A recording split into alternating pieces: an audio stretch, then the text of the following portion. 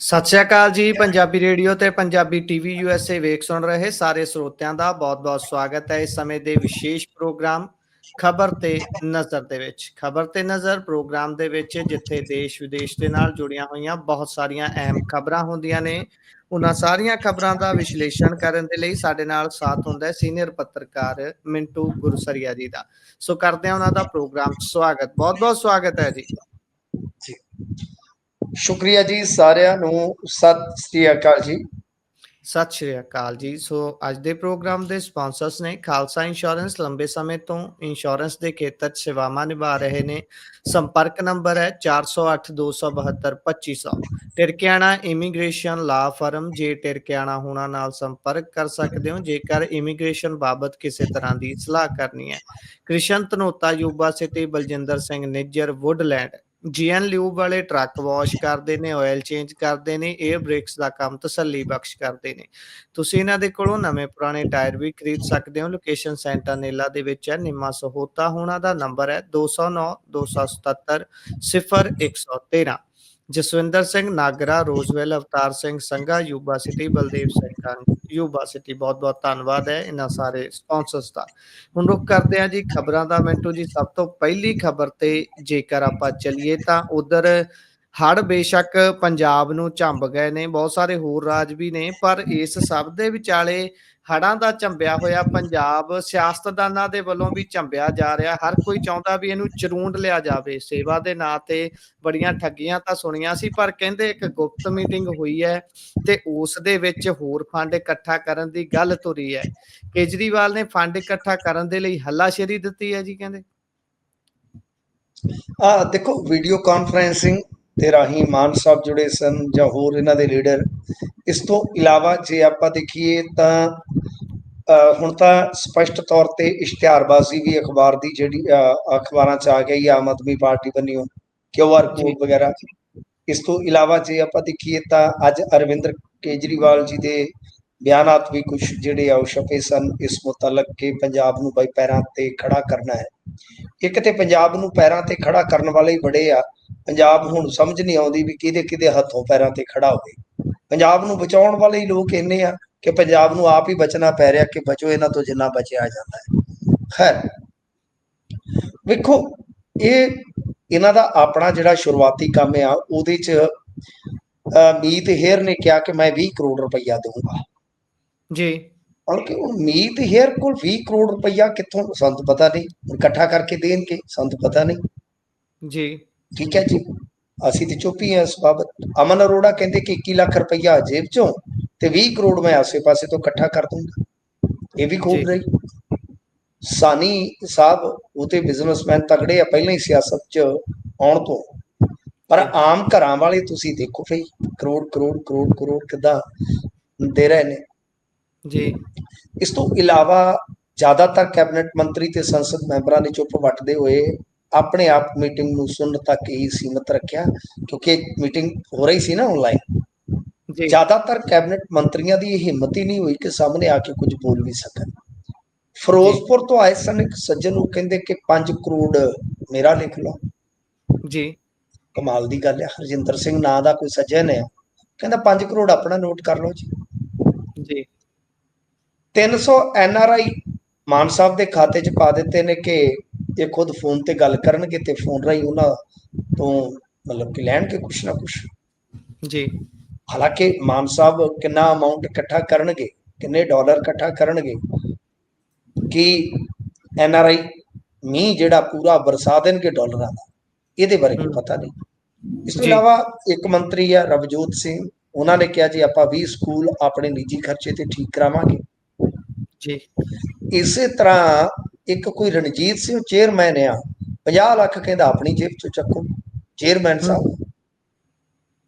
ਮਤਲਬ ਹੁਣ ਆਮ ਆਦਮੀ ਪਾਰਟੀ ਦੇ ਵਿਧਾਇਕਾਂ ਕੈਬਨਿਟ ਮੰਤਰੀਆਂ ਦੀਆਂ ਡਿਊਟੀਆਂ ਲੱਗਣਗੀਆਂ ਕਿ ਉਹ ਆਪਣੇ ਪੱਧਰ ਤੇ ਪੈਸਾ ਇਕੱਠਾ ਕਰਕੇ ਦੇਣਗੇ ਤਾਂ ਕਿ ਰੰਗਲਾ ਪੰਜਾਬ ਫੰਡ ਵਿੱਚ ਜ਼ਿਆਦਾ ਤੋਂ ਜ਼ਿਆਦਾ ਪੈਸਾ ਆ ਸਕੇ। ਅੱਛਾ, ਅੱਜ ਮੈਨੂੰ ਇੱਕ ਪੱਤਰ ਹਾਸਲ ਹੋਇਆ ਜਿਹੜਾ ਇੱਧਰ ਜਲੰਧਰ ਜ਼ਿਲ੍ਹੇ ਦਾ ਹੀ ਸੀ, ਜਲੰਧਰ ਪੂਰਬੀ ਬੰਨਿਓ ਮਤਲਬ ਕਿ ਆਇਆ ਸੀਗਾ, ਸਾਡੇ ਹੱਥ ਲੱਗਿਆ।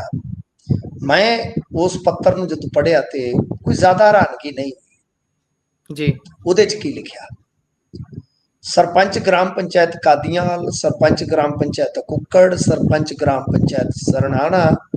ਬਈ ਕਾਦੀਆਂ ਵਾਲਾ, ਬਈ ਤੁਸੀਂ ਏਦਾਂ ਕਰੋ, ਦੇ ਦਿਓ ਰੁਪਈਆ ਕਿੰਨਾ 31,33,373। ਜੀ ਕੁੱਕੜ ਵਾਲੇ ਤੁਸੀਂ ਦੇ ਦਿਓ 14,87,689। ਜੀ ਸਰਨਾਣੇ ਵਾਲੇ ਤੁਸੀਂ ਦੇ ਦਿਓ ਜੀ, ਏਦਾਂ ਕਰੋ ਬਈ 7,05,000 ਦੇ ਦਿਓ, ਠੀਕ ਹੈ ਸਰ ਜਾਏਗਾ। ਖਾਤਾ ਜੀ ਨੰਬਰ ਇੰਨਾ, IFSC ਕੋਡ ਇੰਨਾ, ਬੈਂਕ ਦਾ ਨਾਂ ਯੈਸ ਬੈਂਕ ਆ, ਯੈਸ ਯੈਸ ਹੀ ਕਰ ਦਿਓ। ਤੇ ਲਿਖਿਆ ਵਿਸ਼ਾ, ਪੱਤਰ ਨੰਬਰ ਹੈਗਾ 1734। ਵਿਸ਼ਾ ਹੜ੍ਹ ਪ੍ਰਭਾਵਿਤ ਖੇਤਰਾਂ ਵਿੱਚ ਰਾਹਤ ਕਾਰਜ ਕਰਾਉਣ ਸੰਬੰਧੀ ਉਪਰੋਕਤ ਵਿਸ਼ੇ ਅਤੇ ਹਵਾਲਾ ਅਧੀਨ ਪੱਤਰ ਦੇ ਸੰਬੰਧ ਵਿੱਚ ਆਪ ਨੂੰ ਲਿਖਿਆ ਜਾਂਦਾ ਹੈ ਕਿ ਪੰਜਾਬ ਦੇ ਬਹੁਤ ਸਾਰੇ ਪਿੰਡ ਹੜ੍ਹਾਂ ਦੀ ਮਾਰ ਹੇਠ ਆ ਗਏ ਹਨ। ਹੁਣ ਇਸ ਦਾ ਨਾ ਨਾਲ ਤੁਸੀਂ ਪੜ੍ਹਿਓ ਕਿ ਪੰਜਾਬੀ ਦੇਖੋ ਕਿੰਨੀ ਸ਼ਾਨਦਾਰ ਲਿਖਦੇ ਆ। ਜੀ ਜਿਸ ਨਾਲ ਨਾਲ ਜੀ ਨਾਲ ਨਹੀਂ ਨਾਲ ਜੀ ਕਾਫੀ ਪਿੰਡਾਂ ਦਾ ਵਿੱਤੀ ਨੁਕਸਾਨ ਹੋਇਆ ਹੈ। ਇਸ ਲਈ ਹੂੰ ਹੜ੍ਹ ਪੀੜਤ ਨਾਲ ਜੀ ਇਸ ਲਈ ਹੜ੍ਹ ਪੀੜਤ ਨਾਲ ਪ੍ਰਭਾਵਿਤ ਹੂੰ ਹੋਏ ਪਿੰਡਾਂ ਦੇ ਹੋਏ ਨੁਕਸਾਨ ਦੀ ਭਰਪਾਈ ਲਈ ਤੁਹਾਡਾ ਯੋਗਦਾਨ ਇੱਕ ਮਹੱਤਵਪੂਰਨ ਯੋਗਦਾਨ ਹੋਵੇਗਾ। ਇਸ ਮੰਤਵ ਲਈ ਪੰਚਾਇਤੀ ਰਾਜ ਇਕਾਈ ਨੂੰ ਜ਼ਮੀਨ ਏਕ ਵਾਰ ਹੋਣ ਦੇ ਏਵਜ ਵਿੱਚ ਪ੍ਰਾਪਤ ਰਾਸ਼ੀ ਦਾ 5% ਹਿੱਸਾ ਹੇਠ ਲਿਖੇ ਅਨੁਸਾਰ ਜਮ੍ਹਾਂ ਕਰਵਾਉਣ ਦੀ ਖੇਚਲ ਕੀਤੀ ਜਾਵੇ। ਇੱਕ ਤੇ ਇਹਨਾਂ ਦੀ ਪੰਜਾਬੀ ਵੇਖ ਲਓ, ਨੁਕਸਾਨ ਜੀ ਨੂੰ ਨੁਕਸਾਨ, ਠੀਕ ਹੈ ਜੀ, ਪ੍ਰਭਾਵਿਤ ਨੂੰ ਪ੍ਰਭਾਵਿਤ, ਜੀ ਹੜ੍ਹ ਪੀੜਤ ਨਾਲ ਪ੍ਰਭਾਵਿਤ, ਹੜ੍ਹ ਪੀੜਤ ਨਾਲ ਮਤਲਬ ਕਿ ਵਾਕਿਆ ਹੜ੍ਹ ਪੀੜਤ ਨਾਲ ਹੀ ਪ੍ਰਭਾਵਿਤ ਹੋ ਗਏ ਜੇ ਤੁਸੀਂ ਤੇ। ਇਹ ਕੀ ਕਹਿ ਰਹੇ ਆ, ਤੁਹਾਨੂੰ ਯਾਦ ਹੋਣਾ ਸ਼ਾਇਦ ਆਪਾਂ ਖਬਰ ਵੀ ਕੀਤੀ ਸੀਗੀ ਕਿ ਜੀ ਇਹ ਪੰਚਾਇਤਾਂ ਤੋਂ ਜਿਨ੍ਹਾਂ ਦੀ ਜ਼ਮੀਨ ਵਗੈਰਾ ਐਕਵਾਇਰ ਹੋਈ ਹੈ ਤੇ ਜਿਨ੍ਹਾਂ ਦੇ ਕੋਲ ਫਿਕਸ ਡਿਪੋਜ਼ਿਟ ਦੇ ਵਿੱਚ ਵੱਡੀ ਰਕਮ ਪਈ ਹੈ, ਉਹਨਾਂ ਨੂੰ ਕਹਿੰਦੇ ਕਿ 5% ਸਾਨੂੰ ਦਿਓ। ਯਾਦ ਹੈ ਹੂੰ ਤੁਹਾਨੂੰ? ਜੀ ਜੀ ਹੁਣ ਇਹਨਾਂ ਨੇ ਕੀ ਕਿਹਾ ਕਿ ਵਿੱਚ ਲੈਟਰ ਦੇ ਹੜ੍ਹਾਂ ਦਾ ਵੇਰਵਾ ਪਾ ਦਿੱਤਾ ਕਿ ਹੜ੍ਹਾਂ ਦੇ ਨਾਮ ਤੇ ਦੇ ਦਿਓ। ਜੀ ਕੰਨ ਇਧਰੋਂ ਨਹੀਂ ਤੇ ਇਧਰੋਂ ਫੜਾ ਲਓ। ਤੁਸੀਂ ਵੇਖੋ, ਇਹ ਤੇ ਚੋਰੀ ਦਾਨ ਮੰਗਣ ਵਾਲੀ ਗੱਲ ਹੋ ਗਈ ਨਾ ਸਰ। ਹੂੰ ਤੁਸੀਂ ਲੈਟਰ ਕੱਢ ਕੇ ਦਬਾਅ ਪਾ ਕੇ 5% ਮੰਗ ਰਹੇ ਹੋ ਕਿ ਹੜ੍ਹ ਪ੍ਰਭਾਵਿਤ ਇਲਾਕੇ ਦਾ। ਅੱਗੇ ਕੀ ਹੋਇਆ? ਜੀ ਪੰਚਾਇਤਾਂ ਨੇ ਰਾਸ਼ਨ ਪੱਤਾ ਇਕੱਠਾ ਕਰਕੇ ਭੇਜਿਆ, ਜਾ ਕੇ ਜੀ ਵੰਡਿਆ, ਇਹਨਾਂ ਦੇ ਵਿਧਾਇਕਾਂ ਨੇ ਫੋਟੋਆਂ ਖਿੱਚ ਲਈਆਂ। ਜੀ ਏਦਾਂ ਚੱਲਿਆ ਜੀ ਕੰਮ? ਜੀ ਤੁਸੀਂ ਤੇ ਫੀਲਡ ਕਰਦੇ ਹੋ, ਜਾਣਕਾਰੀ ਸਾਡੇ ਕੋਲ ਵੀ ਬਹੁਤ ਆ। ਇਹ ਇਦਾਂ ਹੀ ਹੋਇਆ, ਪੰਚਾਇਤਾਂ ਨੂੰ ਦਬਾਅ ਪਾ ਕੇ ਸਰਪੰਚਾਂ ਨੂੰ ਕਿਹਾ ਗਿਆ ਕਿ ਤੁਸੀਂ ਲਿਆਓ ਰਸਦ ਪਾਣੀ, ਲਿਆ ਕੇ ਮਾਲਕਾਂ ਦਾ ਮਸ਼ਹੂਰੀ ਕੰਪਨੀ ਦੀ, ਐ ਹੋ ਗਿਆ। ਹੂੰ ਇੱਕ ਹੁਣ ਤਰਪਾਲ ਦੇ 4 ਟੋਟੇ ਵੀ ਹੋਏ ਨੇ ਜੀ, ਉਹ ਆਪਾਂ ਰਿਪੋਰਟ ਜਨਤਕ ਕੀਤੀ ਸੀ। ਇੱਕ ਤਰਪਾਲ ਦੇ 4-4 ਟੋਟੇ ਕਰਕੇ ਬਣਦੇ। ਉਹ ਫੋਟੋ ਖਿੱਚ ਲਈ ਹੋਣੀ ਆ, ਜੀ ਜੀ ਠੀਕ ਆ। ਹਾਂਜੀ, ਇੱਥੇ ਇੱਕ ਅੰਬ ਫੜਾਉਣ ਵਾਲੇ 4 ਜਾਣੇ ਹੁੰਦੇ ਆ ਜੀ ਮਰੀਜ਼ ਨੂੰ। ਇਹ ਜੀ ਇਦਾਂ ਦੀ ਪੋਲਿਟਿਕਸ ਆ। ਅੱਛਾ, ਗੱਲ ਇਹ ਆ ਕਿ ਇਹ ਹੁਣ ਰੰਗਲਾ ਪੰਜਾਬ ਫੰਡ ਤਹਿਤ NRIਆਂ ਨੂੰ ਵੀ ਕਹਿੰਦੇ ਵੀ ਫੰਡ ਦਿਓ। ਹੁਣ ਕਿੰਨਾ ਜੀ ਕੁ ਫੰਡ ਦਿੰਦੇ ਆ ਕਿ ਫੰਡਦੇ ਆ, ਇਹ ਤੇ ਮੈਨੂੰ ਨਹੀਂ ਪਤਾ। ਵੀ ਇਹ ਕਹਿੰਦੇ ਫੰਡ ਦੇ, ਲੋਕ ਕਹਿੰਦੇ ਆ ਕਿ ਫੰਡ ਦੇ। ਹੁਣ ਹੂੰ ਅਸਲ ਦੇ ਵਿੱਚ ਕੀ ਆ ਕਿ ਇਹ ਜਿਹੜਾ ਪੈਸਾ ਹੈ, ਮੁੱਖ ਮੰਤਰੀ ਰਿਲੀਫ ਫੰਡ ਲਈ ਕਿਉਂ ਨਹੀਂ ਇਕੱਠਾ ਕਰ ਰਿਹਾ? ਵੱਡਾ ਸਵਾਲ ਹੈ। ਕਿਉਂਕਿ ਉਹ ਇੱਕ ਸੰਵਿਧਾਨਕ ਬੋਡੀ ਬਣ ਜਾਂਦੀ ਹੈ, ਵਿਧਾਨਕ ਬੋਡੀ ਬਣ ਜਾਂਦੀ ਹੈ। ਉਹਦਾ ਹਿਸਾਬ ਕਿਤਾਬ ਹੋਏਗਾ, ਉਹਦਾ ਕੈਗ ਦਾ ਆਡਿਟ ਵੀ ਹੋ ਸਕਦਾ ਹੈ। ਪਰ ਜੀ ਇਹ ਇੱਕ ਇਹਨਾਂ ਨੇ ਰੰਗਲਾ ਪੰਜਾਬ ਫੰਡ, ਉਹਦੀ ਵੈਬਸਾਈਟ ਤੋਂ ਇਹ ਮੰਗਣਾ ਸ਼ੁਰੂ ਕਰ ਦਿੱਤਾ। ਜੀ ਅੱਛਾ, ਹੁਣ ਇਹਦੇ 'ਚ ਇੱਕ ਵੱਡਾ ਸਵਾਲ ਹੈ ਕਿ ਕੇਜਰੀਵਾਲ ਨੇ ਜਿਹੜੇ ਪਹਿਲਾਂ ਰਾਸ਼ਨ ਦੇ ਟਰੱਕ ਇਕੱਠੇ ਕੀਤੇ ਸਨ ਪੰਜਾਬ ਜੀ ਵਾਸਤੇ ਦਿੱਲੀ 'ਚੋਂ, ਉਹ ਸ਼ੰਭੂ ਬੈਰੀਅਰ ਟੱਪੇ ਕਿ ਨਹੀਂ? ਉਹ ਵੀ ਤੁਹਾਨੂੰ ਇੱਕ ਫੀਲਡ ਦੀ ਰਿਪੋਰਟ ਕਰਨੀ ਪਊਗੀ ਪਹੁੰਚੇ ਕਿ ਉਹ ਨਹੀਂ ਕਿੱਥੇ ਹਲੇ। ਰਹਿ ਗਏ। ਹਾਂਜੀ, ਉਹ ਜੀ ਪਹੁੰਚੇ ਨਹੀਂ, ਹੜ੍ਹਾਂ ਦੇ ਕਾਰਨ ਸ਼ਾਇਦ ਪਿੱਛੇ ਰੁਕ ਗਏ ਨੇ, ਜਾਂ ਹਰਮੀਤ ਹੂੰ ਪਠਾਨ ਮਾਜਰਾ ਨੇ ਇਸ ਇਲਾਕੇ 'ਚ ਵੜਨ ਹੀ ਨਹੀਂ ਦਿੱਤੇ। ਉਹ ਵੀ ਬੈਠਾ ਨਾ ਹਰਿਆਣੇ ਦੇ ਬਾਰਡਰ ਤੇ। ਤਾਂ ਗੱਲ ਇਹ ਜੀ ਆ ਜੀ ਕਿ ਭਾਈ ਹੁਣ ਤੁਸੀਂ ਇਸ ਪਾਸੇ ਹੋ ਗਏ। ਤੁਹਾਨੂੰ ਯਾਦ ਹੈ ਕਰੋਨਾ ਦੇ ਵਿੱਚ ਪ੍ਰਧਾਨ ਮੰਤਰੀ ਨਰਿੰਦਰ ਮੋਦੀ ਹੋਰਾਂ ਨੇ ਇੱਕ ਆਪਦਾ ਹੀ ਫੰਡ ਖੋਲ ਲਿਆ ਸੀ, PM care fund. PM care. ਜੀ ਜੀ ਉਹਦੇ 'ਚ ਰੇਲਵੇ ਨੂੰ ਕਿਹਾ ਦੇ ਪੈਸੇ, ਫਲਾਣੇ ਮਿਲਟਰੀ ਨੂੰ ਦੇ ਪੈਸੇ, ਕਾਰਪੋਰੇਟ ਨੂੰ ਦੇ ਪੈਸੇ, ਮੁਲਾਜ਼ਮਾਂ ਨੂੰ ਦਿਓ ਪੈਸੇ। ਉਹ ਹਜ਼ਾਰਾਂ ਕਰੋੜ ਰੁਪਈਆ ਇਕੱਠਾ ਹੋ ਗਿਆ ਜਨਾਬ। ਉਹ ਇੱਕ ਅਖਬਾਰ ਨੇ ਇੱਕ ਵਾਰੀ ਥੋੜਾ ਜਿਹਾ ਹਿਸਾਬ ਕਿਤਾਬ ਛਾਪ ਦਿੱਤਾ ਕਿ ਇਹਨਾਂ ਨੇ ਇੰਨੀਆਂ ਕੁ ਮਸ਼ੀਨਾਂ ਦਿੱਤੀਆਂ ਨੇ, ਇੰਨੇ ਕੋ ਆਕਸੀਜਨ ਸਿਲੰਡਰ ਦਿੱਤੇ ਨੇ। ਉਸ ਤੋਂ ਬਾਅਦ ਆਰਟੀਆਈ ਵਾਲੇ ਪਿੱਛੇ ਪੈ ਗਿਆ ਕਿ ਸਾਨੂੰ ਆਰਟੀ ਦਿਓ। ਕਹਿੰਦੇ ਕਾਹਦੀ ਆਰਟੀਆਈ ਹੋਏ? ਜੀ ਇਹ ਤਾਂ ਕੰਮ ਇੱਕ ਪ੍ਰਾਈਵੇਟ ਹੈਗਾ ਫੰਡ। ਕਿੱਧਰ ਜੀ ਤੁਰੇ ਫਿਰਦੇ ਜੇ? ਪ੍ਰਧਾਨ ਮੰਤਰੀ ਚੇਅਰਮੈਨ ਹੈ, ਫਲਾਣਾ ਖਜ਼ਾਨਚੀ ਆ, ਅਮਿਤ ਸ਼ਾਹ ਐ ਆ, ਨਿਰਮਲਾ ਸੀਤਾਰਮਨ ਐ ਆ। ਇਹ ਕੋਈ ਸੰਵਿਧਾਨਕ? ਜੀ ਲਓ ਲੈ ਲਓ ਹਿਸਾਬ। ਉਹ ਕਈ ਹਜ਼ਾਰ ਕਰੋੜ ਰੁਪਈਆ ਕਿੱਧਰ ਗਿਆ? ਉਹ ਪੀਐਮ ਕੇਅਰ ਫੰਡ ਦੀ ਕੇਅਰ ਕਿੰਨੇ ਕੀਤੀ ਸਾਨੂੰ ਨਹੀਂ ਪਤਾ। ਕੇਅਰ ਹੂੰ ਹੋਈ ਹੈ, ਹੇਰ ਫੇਰ ਹੋਈ ਆ, ਸਾਨੂੰ ਨਹੀਂ ਪਤਾ। ਇਹ ਕਾਪੀ ਬੜੀ ਕਰਦੇ ਨੇ ਭਾਜਪਾ ਜੀ ਵਾਲੇ। ਜਿਹੜਾ ਕੁਝ ਕਰਦੇ ਆ ਨਾ, ਇਹ ਬੜੀ ਕਾਪੀ ਕਰਦੇ, ਕਿਉਂਕਿ ਅਰਵਿੰਦ ਕੇਜਰੀਵਾਲ ਤੇ ਹੈ ਹੀ ਇੱਕ ਤਰ੍ਹਾਂ ਨਾਲ ਉਹਨਾਂ ਦਾ ਸਟੂਡੈਂਟ। ਜੀ ਇਹ ਤੇ ਸੰਗ ਦੇ ਸਟੇਜ ਸਾਂਝੇ ਕਰਦਾ ਰਿਹਾ। ਜੇ ਕਿਸੇ ਨੂੰ ਨਹੀਂ ਯਕੀਨ ਤੇ ਤੁਸੀਂ ਗੂਗਲ ਕਰ ਲਓ। ਜੀ ਜੀ ਤੁਸੀਂ ਗੂਗਲ ਕਰੋਗੇ ਤੇ ਤੁਹਾਨੂੰ ਪਤਾ ਲੱਗ ਜਾਣਾ ਕਿ ਕਿੱਦਾਂ ਬਈ ਇਹ ਜਾਗਰਣ ਮੰਚ ਵਾਲਿਆਂ ਦੇ ਸਟੇਜ ਸਾਂਝੇ ਕਰਿਆ ਕਰਦੇ ਸੀ। ਤਾਂ ਇਸ ਜੀ ਕਰਕੇ ਇਹਨਾਂ ਨੇ ਉਸੇ ਹੀ ਤਰਜ਼ ਤੇ ਇੱਕ ਫੰਡ ਇਕੱਠਾ ਕਰਨ ਦਾ ਤਹਈਆ ਕੀਤਾ। ਦੇਖੋ ਗੱਲ ਇਹ ਆ ਕਿ ਹੁਣ ਜਿਵੇਂ ਅਮਨ ਅਰੋੜਾ ਕਹਿੰਦੇ ਆ ਕਿ ਭਾਈ ਲੋਕਾਂ ਦਾ ਪੈਸਾ ਸੀ, ਲੋਕਾਂ ਤੋਂ ਇਕੱਠਾ ਕਰਾਂਗੇ ਇੰਨੇ ਕਰੋੜ। ਜੇ ਲੋਕਾਂ ਦਾ ਹੈ ਤਾਂ ਫਿਰ ਹਿਸਾਬ ਕਿਤਾਬ ਪਾਰਦਰਸ਼ੀ ਹੋਣਾ ਚਾਹੀਦਾ। ਦੂਜਾ ਜੀ ਕਿ ਜ਼ੋਰ ਜ਼ਬਰਦਸਤੀ ਦਾਨ ਨਹੀਂ ਹੋਣਾ ਚਾਹੀਦਾ। ਹੂੰ ਤੁਸੀਂ ਪੰਚਾਇਤਾਂ ਤੋਂ ਹੜ ਦੇ ਨਾਮ ਤੇ ਲੈਟਰ ਕੱਢ ਕੇ ਜ਼ਬਰਦਸਤੀ ਜੇ ਧਨ ਹਾਸਲ ਕਰੋਗੇ ਤਾਂ ਉਹ ਤੇ ਤੁਹਾਨੂੰ ਪਤਾ ਹੀ ਹੈ ਨਾ ਉਹ ਕੋਈ ਗੁਣ ਆ, ਨਾ ਕੋਈ ਉਪਕਾਰ ਆ, ਨਾ ਲੈਣਾ ਨਾ ਦੇਣਾ। ਸੋ ਇਸ ਵਾਸਤੇ ਇਹ ਜਿਹੜਾ ਫੰਡ ਆ ਇਹ ਤੇ ਹਾਲੇ ਚੱਲਣ ਡਿਆ ਸੀ। ਉਧਰ ਬਰੋਬਰ ਇੱਕ ਹੋਰ ਵੀ ਆ ਗਿਆ। ਤੁਹਾਨੂੰ ਪਤਾ ਸ੍ਰੀ ਅਕਾਲ ਤਖਤ ਸਾਹਿਬ ਦੇ ਜਥੇਦਾਰ ਗੜਗਾਜ ਹੋਰਾਂ ਨੇ ਵੀ ਅੱਜ ਪੋਰਟਲ ਲਾਂਚ ਕਰ ਦਿੱਤਾ ਹੈ, ਸਰਕਾਰੇ ਖਾਲਸਾ ਵੀ ਇੱਧਰ ਪਾਓ ਤੁਸੀਂ। ਮਤਲਬ ਕਿ ਜਿਹੜੇ ਸਰਕਾਰ ਤੋਂ ਨਾਰਾਜ਼ ਬੰਦੇ ਹੋ ਤੁਸੀਂ ਇੱਧਰ ਆ ਜਾਓ, ਕੋਈ ਗੱਲ ਨਹੀਂ, ਕਿਸੇ ਪਾਸੇ ਤੇ ਸੇਵਾ ਦਿਓ। ਮਤਲਬ ਕਿ ਕੰਮ ਬਰੋਬਰ ਹੀ ਆ। ਹੁਣ ਬੰਦੇ ਦੀ ਇੱਛਾ ਹੈ। ਚਲੋ ਇਹ ਹੈ ਕਿ ਐਸਜੀਪੀਸੀ ਦਾ ਆਡਿਟ ਤੇ ਹੈ, ਹਿਸਾਬ ਕਿਤਾਬ ਤੇ ਹੈ। ਕੋਈ ਵੀ ਬੰਦਾ ਉਹ ਤੇ ਆਰਟੀਆਈ ਤਹਿਤ ਵੀ ਆਉਂਦੇ ਹੀ ਆ ਐਸਜੀਪੀਸੀ ਜੀ। ਖੈਰ ਇਹ ਸਾਰਾ ਕੁਝ ਚੱਲ ਰਿਹਾ ਹੈ, ਪਰ ਗੱਲ ਜਾਂ ਮੁੱਦਾ ਇਹੀ ਹੈ ਕਿ ਤੁਸੀਂ ਜੁਗ ਜੁਗ ਜੀਓ। ਜੇ ਤੁਸੀਂ ਇਦਾਂ ਦੀ ਭਾਵਨਾ ਨਾਲ ਆ ਰਹੇ ਹੋ, ਆਪ ਇਕੱਠਾ ਕਰ ਰਹੇ ਹੋ ਇਹਨਾਂ ਧਨ, ਸ਼ਾਬਾਸ਼ੀ ਹੈ ਤੁਹਾਨੂੰ। ਪਰ ਇਹਨੂੰ ਸੀਐਮ ਰਿਲੀਫ ਫੰਡ 'ਚ ਲੈ ਕੇ ਜਾਂਦੇ।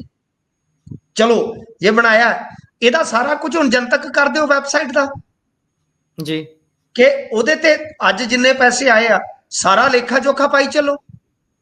ਜਿਵੇਂ ਜਿਵੇਂ ਨਿਕਲ ਲਗੇ ਉਵੇਂ ਉਵੇਂ ਦੱਸੀ ਵੀ ਚਲੋ, ਤਾਂ ਕਿ ਜੇ ਲੋਕਾਂ ਤੋਂ ਪੈਸਾ ਇਕੱਠਾ ਹੋਇਆ ਤੇ ਲੋਕਾਂ ਦਾ ਹਿਸਾਬ ਕਿਤਾਬ ਹੋਣਾ ਚਾਹੀਦਾ। ਤੇ ਗੱਲ ਇਹ ਆ ਕਿ ਆਪਾਂ ਨੂੰ ਪਤਾ ਹੈ ਇਹਨਾਂ ਤੇ ਆਪਦੀ ਜਾਇਦਾਦ ਦੇ ਵੇਰਵੇ ਰੋਕ ਲਏ, ਅਸੀਂ ਜਾਇਦਾਦ ਦੇ ਵੇਰਵੇ ਨਹੀਂ ਸਾਂਝੇ ਕਰਨੇ। ਹਿਸਾਬ ਕਿਤਾਬ ਕਿਹਨੇ ਦੇਣਾ? ਬਾਕੀ ਹੁਣ ਦੇਖੋ ਅੱਗੇ ਕੀ ਬਣਦਾ, ਕਿੰਨਾ ਕੁ ਪੈਸਾ ਇਕੱਠਾ ਹੁੰਦਾ। ਪਰ ਇੱਕ ਵਾਰੀ ਰੰਗਲਾ ਪੰਜਾਬ ਫੰਡ ਤਹਿਤ ਇਹਨਾਂ ਨੇ ਫੰਡਾਂ ਦੀ ਅਰੇਂਜਮੈਂਟ ਸ਼ੁਰੂ ਕਰ ਦਿੱਤੀ ਹੈ।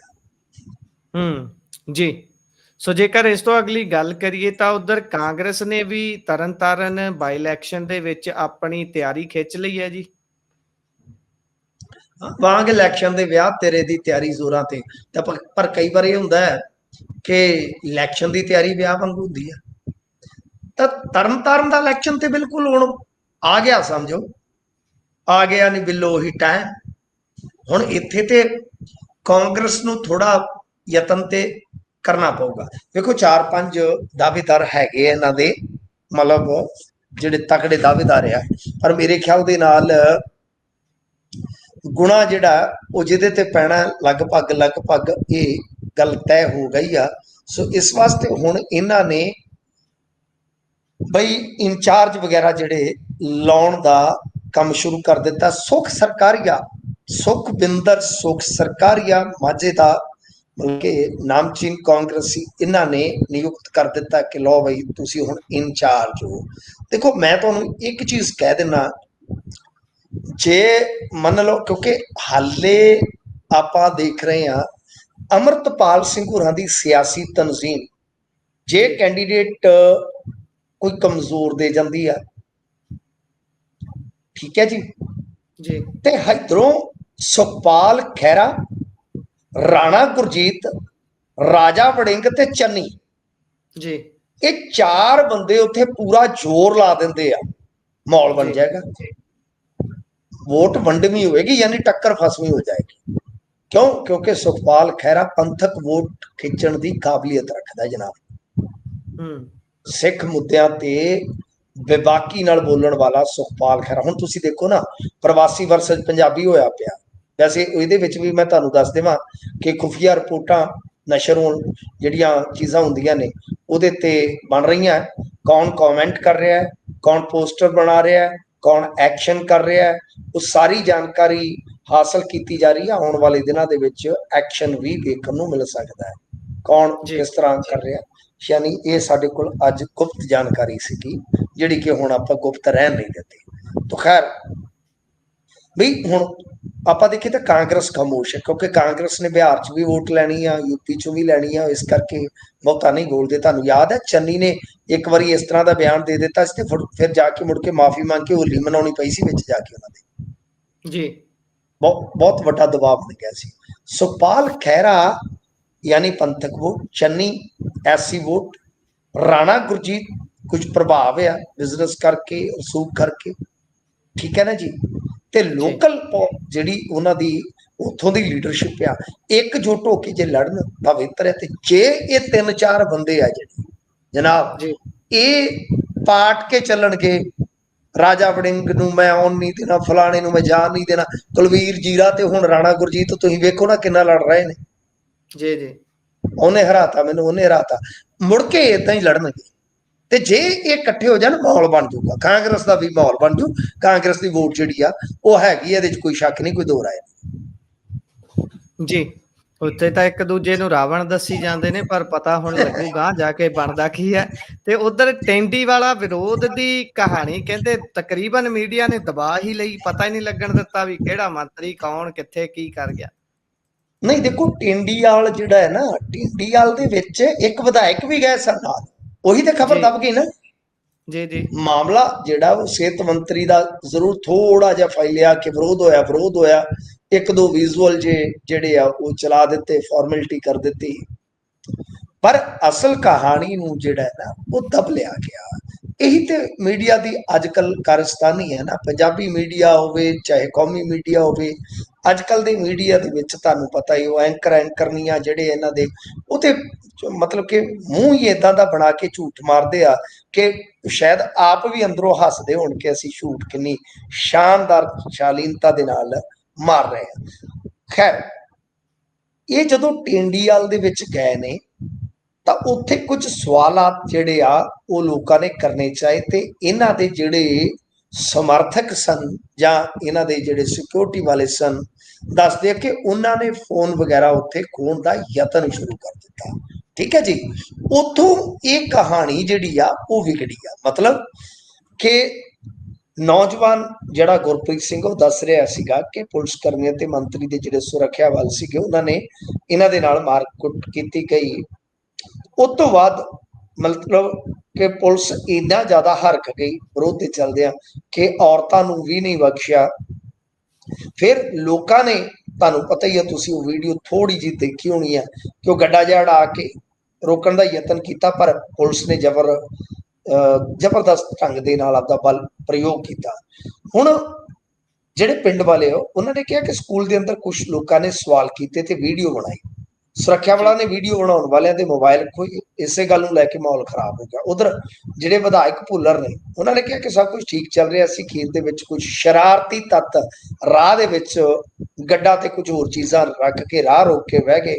ਇਹ ਸਭ ਕੁਝ ਕਿਸੇ ਵਿਰੋਧੀ ਪਾਰਟੀ ਦੀ ਯੋਜਨਾਬੱਧ ਚਾਲ ਆ ਜੋ ਮਾਹੌਲ ਖਰਾਬ ਕਰਨਾ ਚਾਹੁੰਦੇ ਨੇ। ਇੱਧਰ ਸਿਹਤ ਮੰਤਰੀ ਸਾਹਿਬ ਜਿਹੜੇ ਸੀਗੇ ਉਹਨਾਂ ਨੇ ਪ੍ਰਸ਼ਾਸਨ ਤੇ ਪੁਲਿਸ ਅਧਿਕਾਰੀਆਂ ਦੇ ਨਾਲ ਗੱਲ ਕੀਤੀ। ਭੁੱਲਰ ਨੇ ਕਿਹਾ ਕਿ ਟਿੰਡੀਵਾਲਾ ਦੇ ਸਰਪੰਚ ਨੇ ਆਖਿਆ ਕਿ ਜਿਨ੍ਹਾਂ ਲੋਕਾਂ ਨੇ ਰਸਤਾ ਰੋਕਿਆ ਉਹਨਾਂ ਦਾ ਹੜ੍ਹ ਦੇ ਨਾਲ ਕੋਈ ਲੈਣਾ ਦੇਣਾ ਨਹੀਂ, ਉਹਨਾਂ ਦੀ ਜ਼ਮੀਨ ਵੀ ਦਰਿਆ ਦੇ ਵਿੱਚ ਜਿਹੜੀ ਆ ਉਹ ਨਹੀਂ ਘਿਰੀ ਤੇ ਨਾ ਹੀ ਕਿਸੇ ਦਾ ਨੁਕਸਾਨ ਹੋਇਆ। ਇਹ ਕੌਣ ਸਰ? ਕਹਿੰਦੇ ਮੈਂ ਵੀ ਜਾਣਦਾ ਨਹੀਂ। ਦੇਖੋ ਬੜੀ ਸ਼ਾਨਦਾਰ ਇਹ ਚਲਾਕੀ ਹੁੰਦੀ ਆ ਕਿ ਜੀ ਸਾਡਾ ਮਾਹੌਲ ਖਰਾਬ ਕਰ ਰਹੇ ਸੀ। ਇਹ ਨਾ ਇਹਨਾਂ ਦੀ ਟੈਕਟਿਕ ਹੈ। ਭਗਵੰਤ ਮਾਨ ਵੀ ਜਿੱਦਣ 1 to 1 ਮੰਨ ਲਓ ਤੁਹਾਡੇ ਨਾਲ ਹੋ ਜਾਵੇ, ਅਖੀਰ ਤੇ ਜੀ ਉਹਨੇ ਇਹੀ ਕਹਿਣਾ ਹੈ ਕਿ ਤੁਸੀਂ ਫਲਾਣੀ ਪਾਰਟੀ ਦੇ ਪੱਤਰਕਾਰ ਹੋ ਜੇ ਤੁਸੀਂ ਨਾਨ ਸਕ੍ਰਿਪਟਡ ਇੰਟਰਵਿਊ ਕਰੋ। ਜੀ ਇਹ ਮੇਰੀ ਗਰੰਟੀ ਹੈ ਸਰ, ਸਾਡੇ ਵੀ ਤੱਤ ਕੱਢੇ ਨੇ। ਇਹ ਇਹਨਾਂ ਦੀ ਟੈਕਟਿਕ ਹੁੰਦੀ ਆ ਇਹ ਸ਼ਰਾਰਤੀ ਤੱਤ ਆ ਗਏ। ਅੱਛਾ, ਤੇ ਜਦੋਂ ਤੁਹਾਡੇ ਬੰਦੇ ਜਾ ਕੇ ਮਾਹੌਲ ਖਰਾਬ ਕਰਦੇ ਹੁੰਦੇ ਸਨ, ਉੱਥੇ ਉਹਨੂੰ ਘੇਰ ਲਿਆ, ਉੱਥੇ ਉਹਨੂੰ ਘੇਰ ਲਿਆ, ਸਵਾਲ ਪੁੱਛਣੇ ਜੇ ਅਸੀਂ ਸਵਾਲ ਪੁੱਛਣੇ ਆ। ਤੇ ਹੁਣ ਚਲੋ ਕਿਸੇ ਪਾਰਟੀ ਦੇ ਵੀ ਹੁਣ ਕੀ ਉਹਨਾਂ ਨੂੰ ਸਵਾਲ ਪੁੱਛਣ ਦਾ ਹੱਕ ਨਹੀਂ ਹੁੰਦਾ? ਮੈਨੂੰ ਦੱਸੋ ਗੁਰਪ੍ਰੀਤ ਜੀ, ਜੀ ਜੀ। ਦੂਜੀਆਂ ਪਾਰਟੀਆਂ ਦੇ ਜਿਹੜੇ ਬੰਦੇ ਆ, ਕਾਰਕੁਨ ਆ, ਕੀ ਉਹ ਏਲੀਅਨ ਆ ਜਾਂ ਉਹ ਛਲੇਡੇ ਆ? ਉਹ ਵੀ ਤੇ ਬੰਦੇ ਹੀ ਨੇ, ਉਹ ਵੀ ਨਾਗਰਿਕ ਨੇ। ਬਤੌਰ ਨਾਗਰਿਕ ਕਿਸੇ ਵੀ ਨੁਮਾਇੰਦੇ ਨੂੰ ਇਹਨਾਂ ਕੋ ਤੇ ਹੱਕ ਹੁੰਦਾ। ਜੇ ਕੋਈ ਪੱਤਰਕਾਰ ਪੁੱਛੇ ਤਾਂ ਉਹ ਕਾਮਰੇਡ ਹੈ, ਖਾਲਿਸਤਾਨੀ ਹੈ, ਫਲਾਣ ਟਮਕਾ, ਉਹ ਬਾਦਲਾਂ ਦਾ, ਉਹ ਕਾਂਗਰਸ ਦਾ। ਇਹਨਾਂ ਦੇ ਬੰਦੇ 36 ਸਰਟੀਫਿਕੇਟ ਤੇ ਮੈਨੂੰ ਦੇਈ ਬੈਠੇ ਆ। ਜੀ ਕਦੇ ਮੈਂ ਬਾਦਲਾਂ ਦਾ, ਕਦੇ ਮੈਂ ਕਾਂਗਰਸੀਆਂ ਦਾ, ਕਦੇ ਮੈਂ ਕਾਮਰੇਡਾਂ ਦਾ, ਕਦੇ ਮੈਂ ਖਾਲਿਸਤਾਨੀਆਂ ਦਾ। ਜੀ ਤੇ ਕਿੱਥੇ ਕਿੱਥੇ ਆ ਕੇ ਤੇ 70 ਸ਼ੇਅਰ ਮਾਰਦੇ ਹੁੰਦੇ ਸੀ ਘੰਟੇ ਦੇ ਵਿੱਚ ਸਾਡੀ ਉਹ ਮਤਲਬ ਕਿ ਪੋਸਟ ਨੂੰ। ਉਦੋਂ ਕਹਿੰਦੇ ਸੀ ਨਾ ਬੱਲੇ ਬੱਲੇ ਬੱਲੇ, ਪੱਤਰਕਾਰਤਾ ਜਿਉਂਦੀ ਇਹਨਾਂ ਦੇ ਸਿਰ ਤੇ ਆ, ਇਹਨਾਂ ਦੀਆਂ ਬਲਾਵਾਂ ਅਸੀਂ ਵਾਰ ਕੇ ਮਿਰਚਾਂ ਆਪਦੇ ਤੇ ਲੈ ਲਈਏ। ਤਾਂ ਗੱਲ ਇਹ ਆ ਕਿ ਇਹਨਾਂ ਦਾ ਕੰਮ ਆ ਯੋਜਨਾਬੱਧ ਤਰੀਕੇ ਨਾਲ ਇਹ ਗਲੋਂ ਲਾਉਂਦੇ ਆ। ਹੱਦ ਹੋ ਗਈ ਆ ਕਿ ਜੀ ਇਹ ਸ਼ਰਾਰਤੀ ਤੱਤ ਸੀ। ਭੁੱਲਰ ਸਾਹਿਬ ਪੜ੍ਹੇ ਲਿਖੇ ਬੰਦੇ ਆ, ਮੈਨੂੰ ਨਹੀਂ ਲੱਗਦਾ ਕਿ ਰਾਜਨੀਤੀ ਦੇ ਫਿੱਟ ਹੋ ਬੈਠੇ ਨੇ ਜਾਂ ਰਾਜਨੀਤੀ ਉਹਨਾਂ ਦੇ ਫਿੱਟ ਬੈਠੀ ਆ। ਸੋ ਗੱਲ ਇਹ ਆ ਕਿ ਸਵਾਲ ਕੋਈ ਵੀ ਪੁੱਛ ਸਕਦਾ। ਹਾਂ, ਸ਼ਰਾਰਤ ਨਹੀਂ ਕਰਨੀ ਚਾਹੀਦੀ। ਪ੍ਰੋਟੋਕਾਲ ਜੋ ਵੀ ਮੰਤਰੀ ਦਾ, ਐਮਐਲਏ ਦਾ, ਉਹਦੇ ਮੁਤਾਬਕ ਤੁਸੀਂ ਉਹਨਾਂ ਦੀ ਸਿਕਿਉਰਿਟੀ ਜਿਹੜੀ ਆ ਉਹ ਤਾਕ ਤੇ ਨਹੀਂ ਰੱਖ ਸਕਦੇ, ਪਰੰਤੂ ਸਵਾਲ ਪੁੱਛਣ ਦਾ ਹੱਕ ਤੇ ਬਰਕਰਾਰ ਰਹੇਗਾ, ਚਾਹੇ ਕੋਈ ਕਾਮਰੇਡ ਆ, ਚਾਹੇ ਕੋਈ ਪੰਥਕ ਵਿਚਾਰਧਾਰਾ ਦਾ, ਚਾਹੇ ਉਹ ਕਿਸੇ ਵੀ ਪਾਰਟੀ ਦਾ ਕਿਉਂ ਨਾ ਹੋਵੇ। ਜੀ ਮੈਡਲ ਵੰਡਣ ਨੂੰ ਤਾਂ ਇਹ ਕਾਲੇ ਰਹਿੰਦੇ ਨੇ ਭਾਈ, ਮੈਡਲ ਬੜੇ ਵੰਡੇ ਜਾਂਦੇ ਨੇ। ਤੇ ਅੱਗੇ ਚੱਲਦੇ ਆ, ਉਧਰ ਭਾਸ਼ਾ ਵਿਭਾਗ ਦੀਆਂ ਭਰਤੀਆਂ ਦਾ ਰੌਲਾ ਪੈ ਗਿਆ।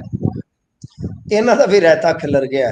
ਅੱਛਾ, ਗੱਲ ਇਹ ਆ ਕਿ ਜਸਵੰਤ ਜਫਰ ਜੇ ਆਪਾਂ ਵੇਖੀਏ ਤੇ ਭਾਸ਼ਾ ਵਿਭਾਗ ਦੇ, ਅੱਛਾ ਮੈਨੂੰ ਇੱਕ ਚੀਜ਼ ਦੀ ਸਮਝ ਨਹੀਂ ਆਈ ਵੀ ਭਾਸ਼ਾ ਵਿਭਾਗ ਸ਼ਬਦ ਤਾਂ ਮਤਲਬ ਭਾਸ਼ਾ ਵੀ ਜਿਹੜਾ ਹੈ ਉਹ ਸ਼ਬਦ ਜਿਹੜਾ ਹੈ ਉਹ ਠੀਕ ਹੈ ਵੀ ਆਪਣੇ ਕੋਲ ਜੇ ਨਹੀਂ ਹੈਗਾ ਤੇ ਵਰਤ ਲਓ, ਪਰ ਵਿਭਾਗ ਦਾ ਆਪਣੇ ਕੋਲ ਮਹਿਕਮਾ ਸ਼ਬਦ ਹੈਗਾ। ਅੱਜ ਤੱਕ ਮੈਨੂੰ ਸਮਝ ਨਹੀਂ ਆਈ।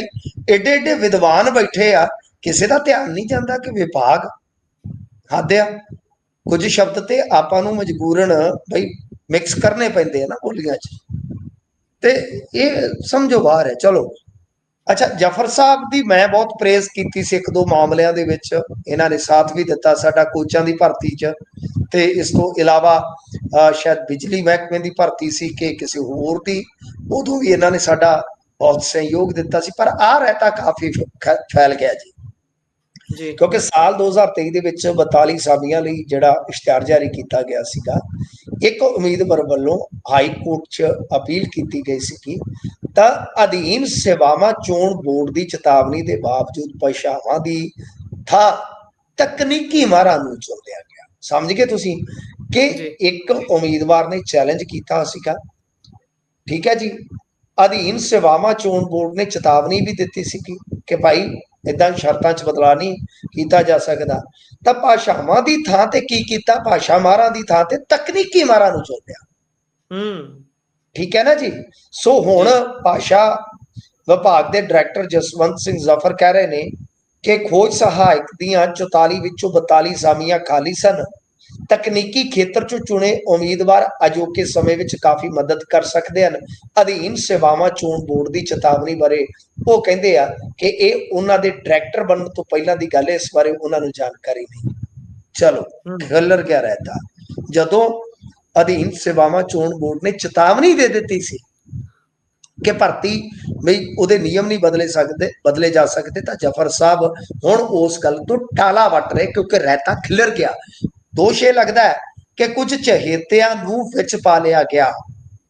ਉਹ ਮੇਰੇ ਖਿਆਲ ਦੇ ਨਾਲ ਇਹ ਭਰਤੀ ਤੇ ਦੇਖੋ, ਇਹ ਕਹਿੰਦੇ ਨਾ ਅਸੀਂ ਇੰਨੇ ਹਜ਼ਾਰ ਨੂੰ ਨੌਕਰੀ ਦਿੱਤੀ, ਇੰਨੇ ਹਜ਼ਾਰ ਨੂੰ, ਇਹਦੇ ਤੇ ਵਾਈਟ ਪੇਪਰ ਲੈ ਆਉਣ, ਸਾਰੀ ਪੋਲ ਖੁੱਲ ਜੂ ਕਿ ਕਿੰਨੀਆਂ ਭਰਤੀਆਂ ਸਨ ਜਿਹੜੀਆਂ ਕਾਂਗਰਸ ਵੇਲੇ ਸ਼ੁਰੂ ਹੋਈਆਂ ਤੇ ਕਿੰਨੀਆਂ ਤੁਹਾਡੇ ਵੇਲੇ ਸ਼ੁਰੂ ਹੋਈਆਂ ਤੇ ਨੇਪਰੇ ਚੜੀਆਂ।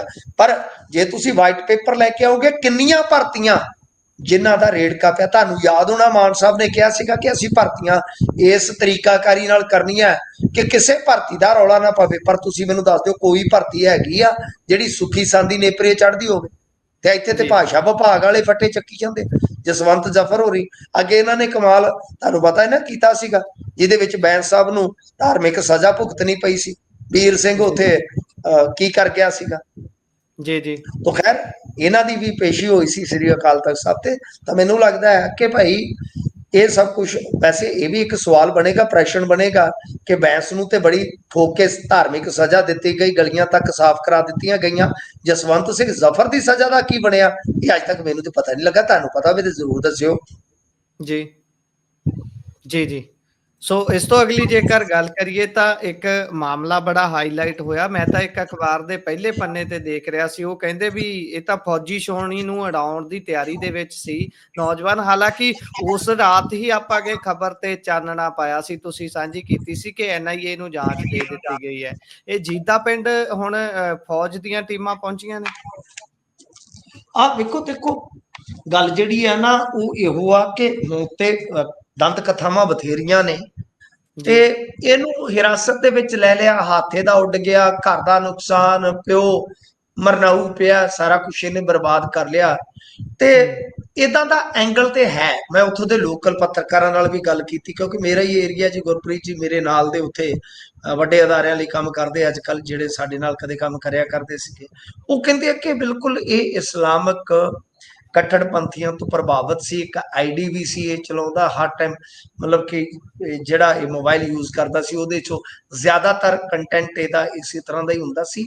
ਤੇ ਮਤਲਬ ਇਹ ਹੈ ਇਸ ਤਰ੍ਹਾਂ ਪ੍ਰਭਾਵਿਤ ਤੇ ਹੈ, ਇਹਦੇ 'ਚ ਕੋਈ ਸ਼ੱਕ ਨਹੀਂ। ਹੁਣ ਇਹ ਕੀ ਕਰਨਾ ਚਾਹੁੰਦਾ ਸੀ ਇਹਦਾ ਪਤਾ ਨਹੀਂ, ਪਰ ਮਿਲਟਰੀ ਮੇਰੇ ਖਿਆਲ ਦੇ ਨਾਲ ਇਸ ਕਰਕੇ ਆਈ ਆ। ਮੈਂ ਤੁਹਾਨੂੰ ਅੱਗੇ ਦੱਸਿਆ ਕਿ ਜਿਵੇਂ ਨੀਲਾ ਥੋਥਾ ਤੇ ਕੁਝ ਇਸ ਤਰ੍ਹਾਂ ਦੇ ਰਸਾਇਣ ਨੇ ਮੰਗਾਏ ਆ। ਮੇਰੇ ਇੱਕ ਪੱਤਰਕਾਰ ਸਾਥੀ ਨੇ ਮੈਨੂੰ ਦੱਸਿਆ ਵੀ ਸੀ, ਨਾਂ ਵੀ ਦੱਸਿਆ ਸੀ ਕਿ ਇਹ ਮਿਲਟਰੀ ਪਹਿਲਾਂ ਨਾ ਗੁਰਪ੍ਰੀਤ ਜੀ ਇਸਤੇਮਾਲ ਕਰਦੀ ਸੀ ਕੈਮੀਕਲ ਜੀ ਵਿਸਫੋਟ ਵਾਸਤੇ, ਕੁਝ ਚੀਜ਼ਾਂ ਨੂੰ ਬ੍ਰੇਕ ਕਰਨ ਵਾਸਤੇ, ਤੋੜਨ ਵਾਸਤੇ। ਬਾਅਦ ਚ ਮਿਲਟਰੀ ਨੇ ਇਹਨੂੰ ਬੰਦ ਕਰ ਦਿੱਤਾ। ਇਹ ਕੀ ਆ ਕਿ ਲਿਕੁਇਡ ਫਾਰਮ ਦੇ ਵਿੱਚ ਤੇ ਠੀਕ ਆ, ਬਟ ਜਦੋਂ ਇਹ ਹਾਰਡ ਚ ਆ ਜਾਂਦਾ ਹੈ ਨਾ, ਤਾਂ ਇਹ ਮਾੜਾ ਜਿਹਾ ਦਬਾਅ ਪਿਆ, ਮਾੜੀ ਜੀ ਰਗੜ ਤੇ ਇਹ ਫਟ ਜਾਂਦਾ ਹੈ। ਇਸ ਕਰਕੇ ਮੇਰੇ ਖਿਆਲ ਦੇ ਨਾਲ ਮਿਲਟਰੀ ਦੀਆਂ ਤਜਰਬੇਕਾਰ ਟੀਮਾਂ ਨੂੰ ਬੁਲਾ ਲਿਆ ਗਿਆ ਕਿ ਭਾਈ ਜਿੱਥੇ ਕਿਤੇ ਵੀ ਕਿਤੇ ਕੋਈ ਹੈ ਤਾਂ ਉਹਦੀ ਸਾਫ਼ ਸਫਾਈ ਕਰਕੇ ਜੋ ਵੀ ਚੀਜ਼ਾਂ ਕਬਜ਼ੇ 'ਚ ਲੈਣੀਆਂ ਨੇ ਲੈ ਕੇ ਮੁਕੱਦਮਾ ਅੱਗੇ ਤੋਰਿਆ ਜਾਵੇ। ਸੋ ਇਹ ਤੇ ਗਿਆ, ਹੁਣ ਲੰਮੇ ਸਮੇਂ ਵਾਸਤੇ ਗਿਆ, ਹੱਥ ਆਪਦਾ ਉਡਵਾ ਬੈਠਾ, ਦਿਮਾਗ ਇਹਨੇ ਪਹਿਲਾਂ ਹੀ ਆਪਦਾ ਜਿਹੜਾ ਉਹ ਗਹਿਣੇ ਰੱਖ ਦਿੱਤਾ ਸੀਗਾ। ਸੋ ਇਸੇ ਕਰਕੇ ਮੈਂ ਕਹਿੰਦਾ ਹੁੰਦਾ ਬਾਈ ਬਚੋ, ਜਿੰਨਾ ਬਚ ਸਕਦੇ ਹੋ ਠੀਕ ਆ। ਜੋ ਇਸ ਦੇਸ਼ ਦੇ ਕਾਨੂੰਨ ਦੇ ਵਿੱਚ ਤੁਹਾਨੂੰ ਆਗਿਆ ਹੈ ਉਹਦੇ ਅਨੁਸਾਰ ਕੰਮ ਚਲਾਈ ਚੱਲੋ, ਪਰ ਜੇ ਜ਼ਿਆਦਾ ਅੱਗੇ ਵਧੋਗੇ ਇਹ ਬਹੁਤ ਮਤਲਬ ਕਿ ਮੁੜ ਕੇ ਤਾਂ ਇੰਨੀਆਂ ਕਹਾਣੀਆਂ ਫਿੱਟ ਕਰ ਦਿੰਦੇ ਆ ਕਿ ਬੰਦਾ ਉਲਝਦਾ ਫਿਰ ਘਰਾਂ ਦਾ ਵੀ ਤਾਣਾ ਬਾਣਾ ਜਿਹੜਾ ਨਾ ਖਰਾਬ ਕਰ ਬੈਂਦਾ ਹੈ। ਜੀ। ਉਧਰ ਰਾਹੁਲ ਗਾਂਧੀ ਨੇ ਕਹਿੰਦੇ ਇਲੈਕਸ਼ਨ ਕਮਿਸ਼ਨ ਤੇ ਇੱਕ ਹੋਰ ਤੰਜ਼ ਕੱਸਤਾ। ਹਾਂਜੀ ਦੇਖੋ, ਰਾਹੁਲ ਗਾਂਧੀ ਦਾ ਜਿਹੜਾ ਮਸਲਾ ਹੈ ਨਾ, ਉਹ ਤੇ ਤਨਜ਼ੋ ਤਨਜ਼ੀ ਤੇ ਇਹਨਾਂ ਨੇ ਹੁੰਦੇ ਹੀ ਰਹਿਣਾ। ਹੁਣ ਦੇਖੋ ਗੱਲ ਇਹ ਕਿ ਉਧਰੋਂ ਭਾਜਪਾ ਵਾਲੇ ਉਹਨਾਂ ਨੂੰ ਡਿਫੈਂਡ ਕਰਨ ਆ ਜਾਂਦੇ ਆ, ਰਾਹੁਲ ਗਾਂਧੀ ਨੂੰ ਟ੍ਰੋਲ ਕਰਦੇ ਆ, ਕਦੇ ਕੁਛ ਕਦੇ ਕੁਛ। ਤੇ ਰਾਹੁਲ ਗਾਂਧੀ ਵੀ ਕਿਤੇ ਨਾ ਕਿਤੇ ਚੋਹ ਬੁਲਾ ਦਿੰਦਾ ਹੈ ਕਿ ਵੇਖੋ ਜੀ ਜਿਹੜਾ ਨਿਗਰਾਨ ਆ ਯਾਨੀ ਚੌਕੀਦਾਰ ਹੈ ਜਿਹੜਾ, ਉਹ ਹੀ ਚੋਰਾਂ ਨਾਲ ਰਲਿਆ ਪਿਆ। 4 ਵਜੇ ਤੜਕੇ ਇੰਨੇ ਸਕਿੰਟਾਂ 'ਚ 2 ਵੋਟਾਂ ਕੱਟੀਆਂ ਜਾਂਦੀਆਂ ਨੇ ਜੀ, ਉਹ ਫਿਰ ਸੌ ਜਾਂਦੇ ਆ। ਕਹਿੰਦੇ ਇਲੈਕਸ਼ਨ ਦਾ ਚੌਕੀਦਾਰ ਜਾਗਦਾ ਰਿਹਾ, ਚੋਰੀ ਦੇਖਦਾ ਰਿਹਾ, ਨਾ ਲੈ ਬਿਨਾ ਕਹਿੰਦੇ 36 ਸਕਿੰਟ ਦੇ ਵਿੱਚ 2 ਵੋਟਰ ਮਿਟਾਓ ਤੇ ਫਿਰ ਸੌ ਜਾਓ। ਇਸ ਤਰ੍ਹਾਂ ਉਹਨਾਂ ਨੇ ਟਵੀਟ ਕੀਤਾ। ਬਹਰਹਾਲ ਦੇਖੋ ਜੋ ਮਰਜ਼ੀ ਆ, ਇਹ ਤੇ ਚੱਲਦਾ ਰਹੂ ਕੰਮ। ਇੱਕ ਚੀਜ਼ ਮੈਂ ਜਿਹੜੀ ਆਬਜ਼ਰਵ ਕੀਤੀ ਆ ਕਿ ਇਸ ਦੇਸ਼ ਦੇ ਵਿੱਚ ਸ਼ਾਇਦ 20-25 ਸਾਲ ਦਾ, ਕਿਉਂਕਿ ਮੈਂ ਪੋਲਿਟਿਕਸ ਨੂੰ 90 ਤੋਂ ਸਮਝਣਾ ਸ਼ੁਰੂ ਕੀਤਾ ਸੀ ਜਦੋਂ ਤੋਂ ਮੈਂ ਸੁਰਤ ਸੰਭਲਿਆ ਜੀ, ਲੰਮਾ ਸਮਾਂ ਹੋ ਗਿਆ, ਠੀਕ ਹੈ ਨਾ ਜੀ। ਤਾਂ ਮਤਲਬ ਕਿ ਮੈਂ ਜਿਹੜੀ ਚੀਜ਼ ਨੂੰ ਆਬਜ਼ਰਵ ਕਰਦਾ, ਮੈਨੂੰ ਕੋਈ ਫਰਕ ਨਹੀਂ ਪੈਂਦਾ ਕਿ ਕਿਸੇ ਨੂੰ ਉਹ ਪਸੰਦ ਹੈ, ਨਾ ਪਸੰਦ ਹੈ, ਜਾਂ ਸਹਿਮਤ ਹੈ, ਕੋਈ ਅਸਹਿਮਤ ਹੈ। ਮੈਂ ਵੀ, ਕਿਉਂਕਿ ਦੇਖੋ ਮਨਮੋਹਨ ਸਿੰਘ ਸਰਕਾਰ ਰਹੀ ਤੇ ਵਾਗਡੋਰ ਸੀ ਵਿਰੋਧੀ ਧਿਰ ਦੀ ਅਡਵਾਨੀ ਬੇਹੱਦ ਕਮਜ਼ੋਰ ਨੇਤਾ ਸਾਬਤ ਹੋਏ ਵਿਰੋਧੀ ਧਿਰ ਦੇ ਜੀ। ਉਲਟਾ ਮਤਲਬ ਉਹ ਉਹਨਾਂ ਦੀ ਕਮਜ਼ੋਰੀ ਕਰਕੇ ਹੀ ਗੁਜਰਾਤ ਚੋਂ ਆ ਕੇ 2 ਬੇਲੀਆਂ ਨੇ ਸਾਰਾ ਦੇਸ਼ ਪਾਵਰ ਦੇ ਹਿਸਾਬ ਨਾਲ ਕਹੋਗੇ ਤਾਂ ਕਬਜ਼ੇ 'ਚ ਲੈ ਲਿਆ। 2 ਮਿੱਤਰਾਂ ਨੇ, ਵੈਸੇ ਯਾਰੀ ਦੀ ਮਿਸਾਲ ਲੈਣੀ ਹੋਵੇ ਨਾ, ਇਹਨਾਂ 2 ਬੰਦਿਆਂ ਦੀ ਮਿਸਾਲ ਲਿਓ। ਇਹ ਯਾਰੀ ਨਾ ਟੁੱਟੀ, ਦੇਖ ਲਓ, ਨਹੀਂ ਤਾਂ ਕਹਿੰਦੇ ਟੁੱਟ ਗਈ ਤੜਕ ਕਰਕੇ। ਇਹ ਯਾਰੀ ਫੈਵੀਕੋਲ ਕਾ ਪੱਕਾ ਜੋ, ਤੇ ਇਹਨਾਂ 2 ਬੰਦਿਆਂ ਨੇ ਗੁਜਰਾਤ ਚੋਂ ਆ ਕੇ ਉਸੇ ਅਡਵਾਨੀ ਨੂੰ ਭੱਜਦਾ। ਯਾਨੀ ਵਾਜਪਾਈ ਸਰਕਾਰ ਤੋਂ ਲੈ ਕੇ ਵਾਜਪਾਈ ਸਰਕਾਰ ਸੀ ਜਦੋਂ, ਤਾਂ ਕਾਂਗਰਸ ਦੀ ਵੀ ਕੋਈ ਆਪੋਜੀਸ਼ਨ ਕੋਈ ਸਟਰੋਂਗ ਨਹੀਂ ਸੀ ਇਸ ਅਲਾਈਅੰਸ ਦੀ, ਪਰ ਇਹਨਾਂ ਵੇਲੇ ਕਾਂਗਰਸ ਵੇਲੇ ਕਮਜ਼ੋਰ ਸੀ। ਫਿਰ ਰਾਹੁਲ ਗਾਂਧੀ ਕਮਜ਼ੋਰ ਸਾਬਤ ਹੋਇਆ, ਪਰ ਹੁਣ ਜੇ ਅੱਜ ਦੀ ਤਰੀਕ 'ਚ ਦੇਖੀਏ, ਯਾਨੀ ਇਸ 20-25 ਸਾਲ ਦੇ ਸਮੇਂ ਦੇ ਦੌਰਾਨ ਜਿਨ੍ਹਾਂ ਨੇ ਵੀ ਰਾਜਨੀਤੀ ਨੂੰ ਨੇੜਿਓਂ ਦੇਖਿਆ ਹੋਏਗਾ, ਤਾਂ ਮੇਰੇ ਖਿਆਲ ਦੇ ਨਾਲ ਆਪੋਜੀਸ਼ਨ ਦਾ ਐਸਾ ਲੀਡਰ, ਡਜ਼ਨਟ ਮੈਟਰ ਕਿਸ ਪਾਰਟੀ ਦਾ, ਆਪੋਜੀਸ਼ਨ ਦਾ ਐਸਾ ਲੀਡਰ, ਸਟੇਟਾਂ ਦੀਆਂ ਆਪੋਜੀਸ਼ਨਸ ਨੂੰ ਵੀ ਦੇਖਣਾ ਚਾਹੀਦਾ ਕਿ ਕਿਵੇਂ ਦਾ ਹੋਣਾ ਚਾਹੀਦਾ। ਪੰਜਾਬ ਦੇ ਆਪੋਜੀਸ਼ਨਸ ਦੇ ਜਿਹੜੇ ਲੀਡਰ ਨੇ ਨਾ, ਇਹਨਾਂ ਨੂੰ ਸਿੱਖਣਾ ਚਾਹੀਦਾ ਰਾਹੁਲ ਗਾਂਧੀ ਤੋਂ ਕਿ ਕਿਵੇਂ ਲੜਿਆ ਜਾਂਦਾ ਜੀ, ਤਾਕਤਾਂ ਦੇ ਖਿਲਾਫ ਕਿੱਦਾਂ ਲੜਿਆ ਜਾਂਦਾ, ਔਰ ਫੈਕਚੁਅਲੀ ਕਿੱਦਾਂ ਘੇਰਾਬੰਦੀ ਕੀਤੀ ਜਾਂਦੀ ਸਰਕਾਰ। ਜੀ, ਪੰਜਾਬ ਦੇ ਬਾਕੀ ਲੀਡਰ ਸਿੱਖਦੇ ਜਾਂ ਸੁਣਦੇ ਇਸ ਗੱਲ ਨੂੰ ਪਤਾ ਨਹੀਂ, ਪਰ ਇਹਨਾਂ ਦੇ ਆਪਣੇ ਲੀਡਰ ਹੀ ਕਿੰਨਾ ਕੁ ਸੁਣਦੇ ਨੇ ਉਹ ਤਾਂ ਸਾਰੇ ਜਾਣਦੇ ਨੇ। ਇਹ ਤਾਂ ਆਪ ਉੱਥੇ ਰਾਹੁਲ ਗਾਂਧੀ ਕੇਂਦਰ 'ਚ ਬੈਠਾ ਉੱਥੇ ਕੋਈ ਹੋਰ ਏਜੰਡਾ ਟੋ ਕਰ ਰਿਹਾ ਹੁੰਦਾ, ਤੇ ਇੱਥੇ ਕਿਸੇ ਨੂੰ ਪਤਾ ਵੀ ਨਹੀਂ ਹੁੰਦਾ। ਕਈ ਵਾਰੀ ਉਹਨਾਂ ਅੱਗੇ ਜਦੋਂ ਮਾਈਕ ਕਰੋ ਤਾਂ ਵਿਚਾਰੇ ਕਹਿੰਦੇ ਨੇ ਹਾਲੇ ਮੈਨੂੰ ਪਤਾ ਨਹੀਂ ਜੀ, ਮੈਂ ਦੇਖਿਆ ਨਹੀਂ, ਘਰ ਜਾ ਕੇ ਦੇਖਾਂਗਾ। ਆਹ ਤਾਂ ਹਾਲਾਤ ਨੇ। ਸੋ ਇਸ ਜੀ ਨਹੀਂ ਜੀ ਨਹੀਂ, ਸਿੱਖਣਾ ਤੇ ਕੋਈ ਵੀ ਚੰਗਾ ਕੰਮ ਕਰਦਾ ਨਾ, ਸਿੱਖਣਾ ਚਾਹੀਦਾ। ਔਰ ਰਾਹੁਲ ਗਾਂਧੀ ਵੀ ਤਾਂ ਸਿੱਖਿਆ ਨਾ। ਰਾਹੁਲ ਗਾਂਧੀ ਜੀ ਕੁਝ ਸਮਾਂ ਪਹਿਲਾਂ ਤਾਂ ਇੱਕ ਬੜਾ ਡਲ ਜਿਹਾ ਲੀਡਰ ਨਜ਼ਰ ਆਉਂਦਾ ਸੀ। ਨਾਮ ਅੱਜ ਬੜਾ ਇੱਕ ਰਾਹੁਲ ਗਾਂਧੀ ਭੱਦਾ ਨਾਮ ਸੀ ਇੰਟਰਨੈਸ਼ਨਲ, ਉਹਦੇ ਲਈ। ਹਾਂਜੀ, ਪੱਪੂ ਜੀ ਪਾਸ ਹੋ ਗਿਆ ਹੁਣ ਦੀ। ਜੀ।